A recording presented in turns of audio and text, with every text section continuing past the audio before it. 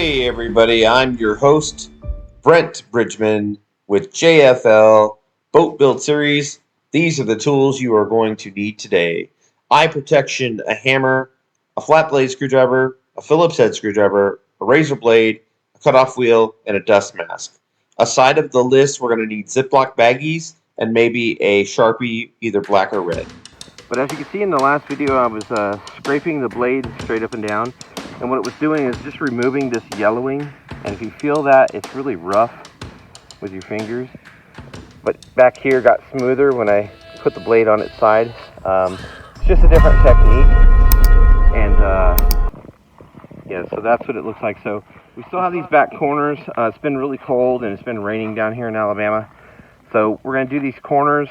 But what I want to do is go over, it looks like I lost all the footage to bagging up the screws and all the accessories. So let me show you. This right here, you want to put everything, I separated everything. So here's the ladder screws, and then you want to label it, especially if you're working on multiple boats. See, it says 95 Viper ladder. There's the ladder. And then we mark this. It says 95 Viper fuel lid, which is right here, fuel lid. And you just want everything separated. Here's the rub rail and transom cap bolts and the caps, right? Then you've got your navigation light mount, which is in the front. And then all your cleats and screws. And everything's labeled 95 Viper, 95 Viper. Okay, and then these are the front navigation panel, which they're mismatched round head, and there's only 3, there should be 4. We're going to change that whole area though. And then your air scoops with the washers. So label everything so that way when you go to put it back together, it all makes sense. There's the air vents. Let me show you what we're working with back here. Okay, so last episode we managed to take the screws out of this, but we didn't take it loose. So anyway, it's loose. So we're going to take it loose. Just be real careful with this stuff, because if we ever go to put it back on, which we may not put that piece back on depending on the finish here. The first thing you want to check is, see how these are pulling out? See how these just pulled out?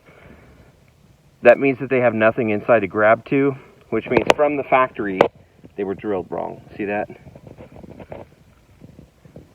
So the hole's like right in the middle of the cap. So that should have, the hole should have been up here.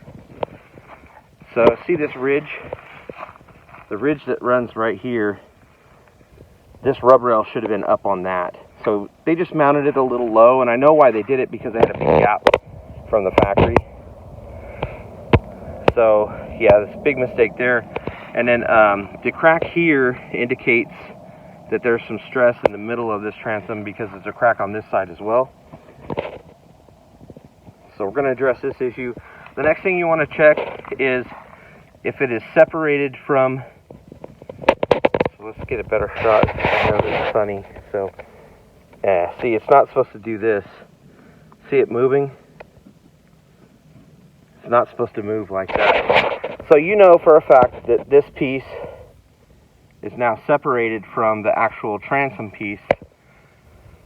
So anyway, we were going to replace the transom anyway, because we are putting a 250 back on this thing. And so we already knew that. But what we don't want to do is we don't want to cut the back of this boat. Okay? Now, something cool about this transom in the back hull of the boat is the shape. I like the shape under here. It's got a little pad. It's got this indent area.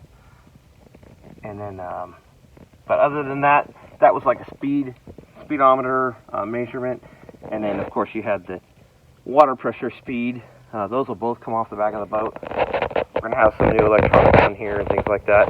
But anyway, what we're going to do is I'm going to end up getting the...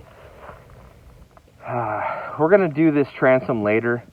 I want to focus on the front nose and floorboard of the boat. And then I'll focus on the floorboard underneath the console and where the water drain vent is. So we're going to save the transom for another video. We'll probably start today up here on the deck. Let me check the weather, because what I don't want to do is cut this out and then have it rain on it. So, but anyway, we will today take that panel loose completely, which means unplug it, take all the accessories off it. We're going to disconnect the bow. We want to undo this trolling motor bracket, because we're going to need to get underneath it to not only get the automotive clear off it, but also to end up polishing it. Plus, like I said, I'm going to make a bunch of changes up here as far as fiberglass and things like that, and it'll have the sunk in foot pedal, probably a cup holder, place for your pliers, things like that, to make the front of this functional. Now what's cool is, like I explained before, these 3 locker lids are aluminum. So technically, up to where the seat starts here, so this area here forward is about 3.5 feet, and it's only 4 feet wide. So this area here is what needs to be replaced. So I've got a 4 foot by 4 foot piece of treated plywood that will go up here, but for the most part, the indentation from the trolling motor relief, the trolling motor inset, is about 14 inches wide and about 23 inches long, 24 inches long. So a lot of plywood is not going to be used there, and that's going to be a solid carbon fiber and fiberglass reinforced pan that goes inside there. So when I build this piece, I will build this outside the boat, and then when we go to glass it in completely, it'll already have the recessed tub for the trolling motor. But that's going to be in the next segment. For this segment, we're going to strip the carpet, and then we'll get this pulled back, and we're going to see exactly where we're going to make the cuts. We're going to mark it, and I'll check the weather, and if the weather's good, we're going to end up cutting this out in this episode. So hang with us, and this is Brent Bridgeman, and you're watching the JFL Boat Build Series. Okay, so I got us a few tools that we're just going to need for now. What I mostly wanted to show you, I should have got a broom. But anyway, you just want to see how much of this you can scrape up, okay? So just grab a scraper. And this is just dirt, and we're actually going to use, actually use the, it's going to come off really easy, guys.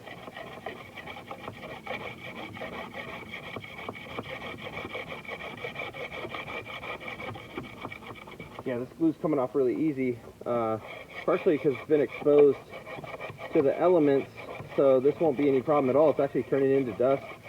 This is a really sharp scraper. I usually use this when I'm printing out my lures, so I keep this thing super sharp like a razor blade. But as you can see, the glue is coming right off. We'll come over to that side. The glue's coming right off.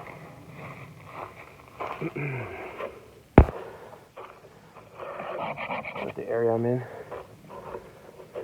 Yeah, okay. So, like I said, it's coming right off, and you can see the gel coat underneath this.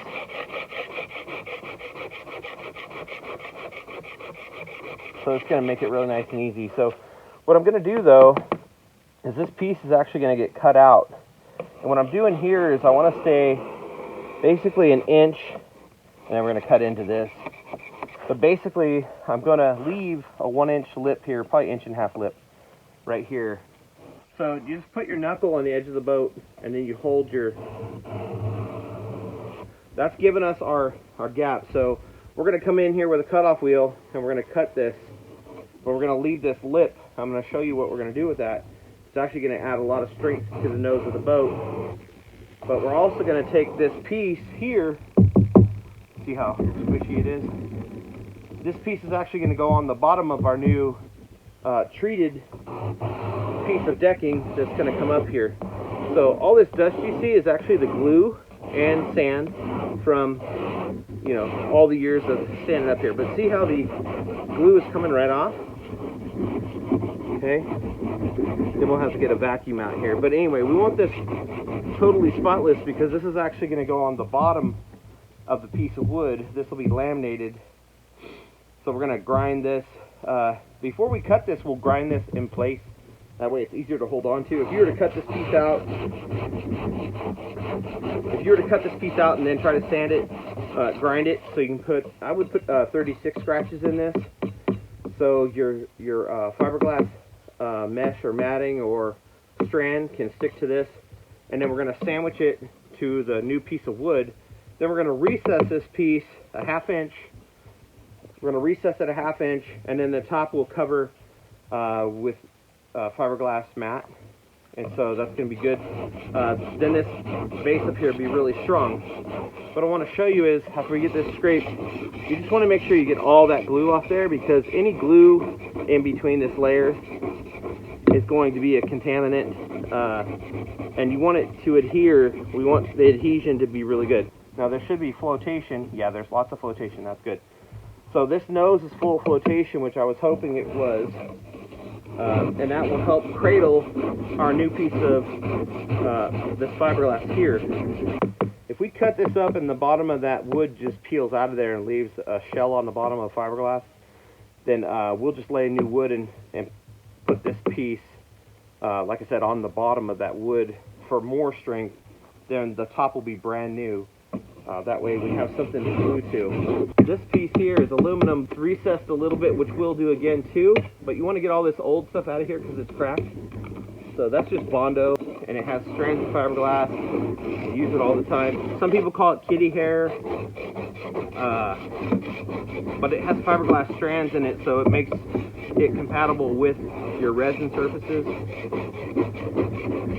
But you just want to get all that off there, and then because when we go to glue, when we go to resin the wood, it's going to be on this surface on the bottom side of the wood. And like I said, you want that same area so we know where we're going to be cutting, right?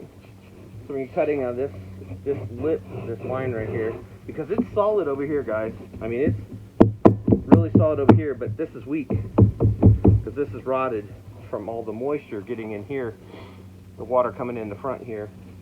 Also, when they screwed down the trolling motor box, you can see these holes. See how it's wet right there? These holes is what's been causing this front deck to rot, because all over the years since 1995, all the water goes in here and sits and can't escape because it's encapsulated. So what we're going to do is we're going to remove that.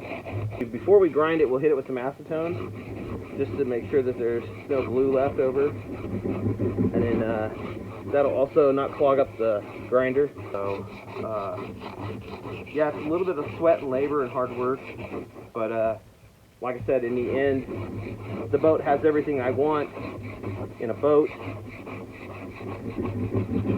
And when I'm done, I'll know how well it is and how good it is, because I'll have been around the whole thing, including I was underneath the boat today looking at the hull. We are going to turn this boat over. This boat will be, the bottom will be painted black gel coat, because I have a theory on black gel coat on the bottom of a boat. Not everybody agrees with it, but I also think it looks cool, especially with the color scheme on this boat. The black bottom will look really good. And I just want it black on the bottom, so there's that.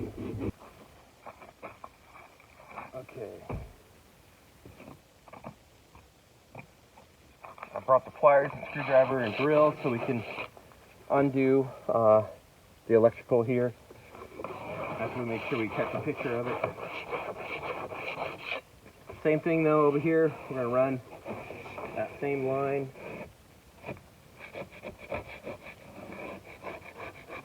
Of where we're going to cut. That way it leaves a lip. This back here is solid. Okay. This piece back here actually has the door jamb in it. Okay, so 20 minutes later, we got the deck scraped, right? And then my explanation on using this on the bottom of the new deck is I want to encase the marine treated plywood, I want to totally encase it in fiberglass because it will never ever get wet again and become spongy, especially not for the life of the boat with me having it. So it'll last another 30 years. You know, this is 1995, and if we replace this, then it'll last another, 30 years. So, all right. So the trolling motor one, we're gonna try and just undo from the front. Okay. And it came loose. That's good. Alright, put the screws right back in the electrical bracketry so you don't lose them. I've done that before where I saved it in a baggie, and then this will end up being the ones that get lost and they're the most unique. So I'm going to put these back in. Those are in. So that can go under there. Well, we'll have to get that pin back some other day. That fell all the way down in there. Let's cut these off.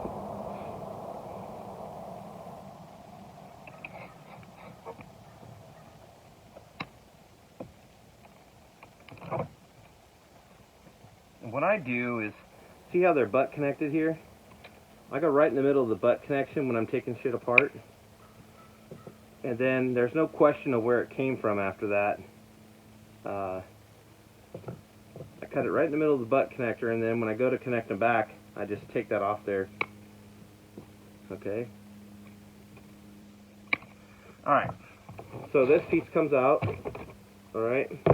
We'll put this piece back in here. Alright, so let's move our drill. Let's move our pliers. And take these big pieces out of here. Throw them on the carpet. And make sure when you sweep this, you sweep it away from you. It still has particles of the carpet, dust, dirt, who knows, somebody's flu, COVID. So you just want to be careful with that. And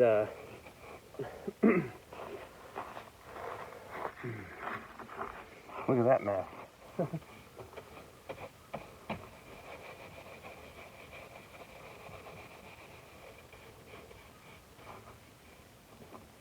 And the glue. So now we got a nice surface to work with, and you want that. I need to get a dustpan. So let's get our dustpan.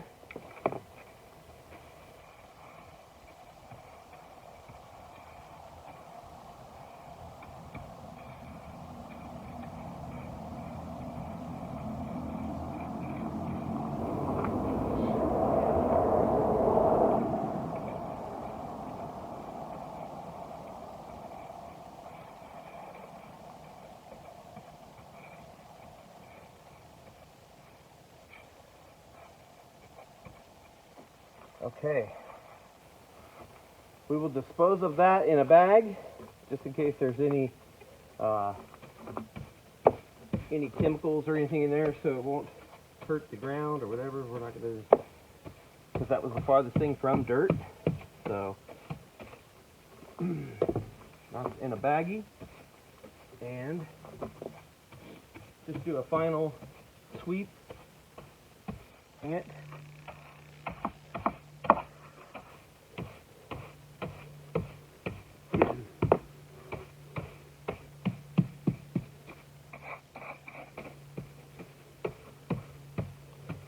So let's grab our Sharpie, and I'm probably going to leave this. So grab your thumb in your hand.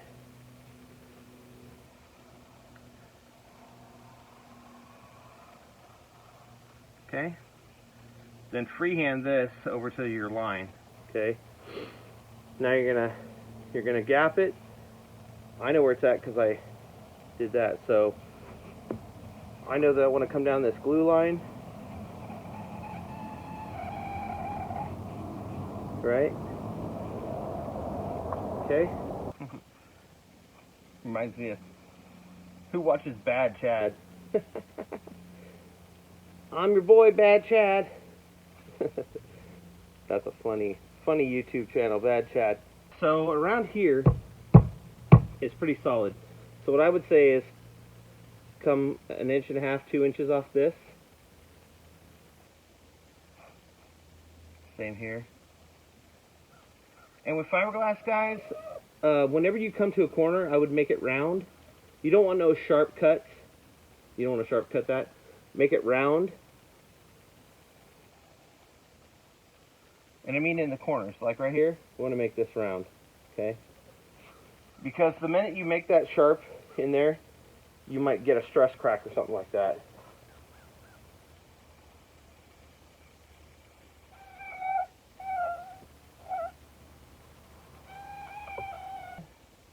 And follow your line that you made.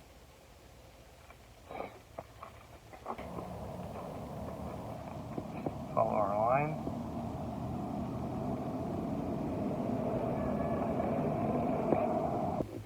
So that's where we're going to be cutting.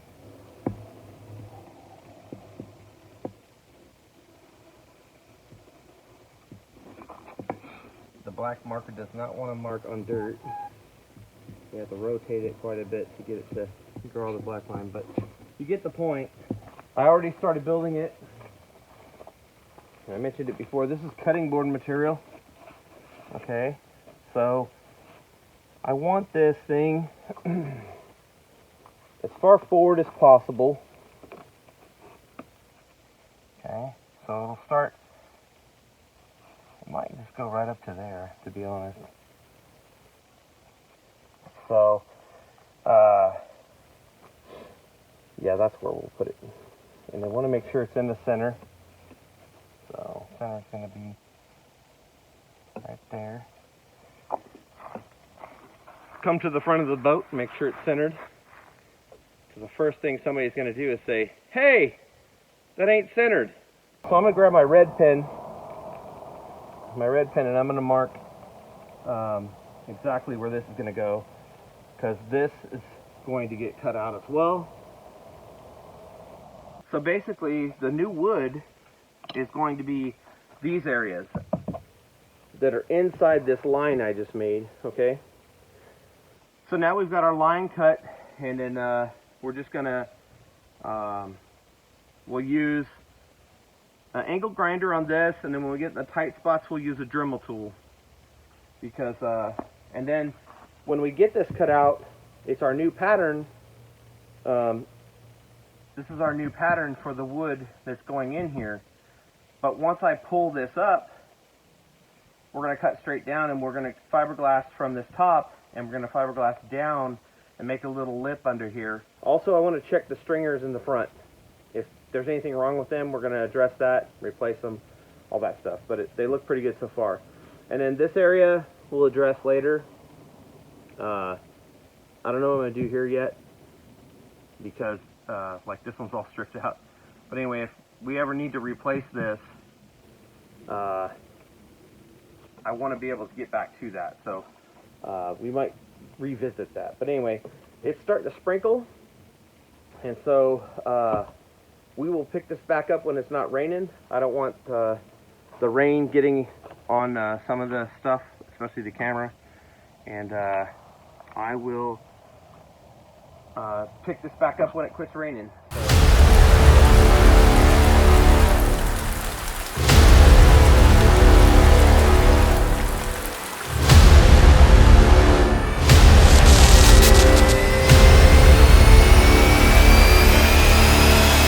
Thank you for watching episode 3 of JFL Boat Build Series.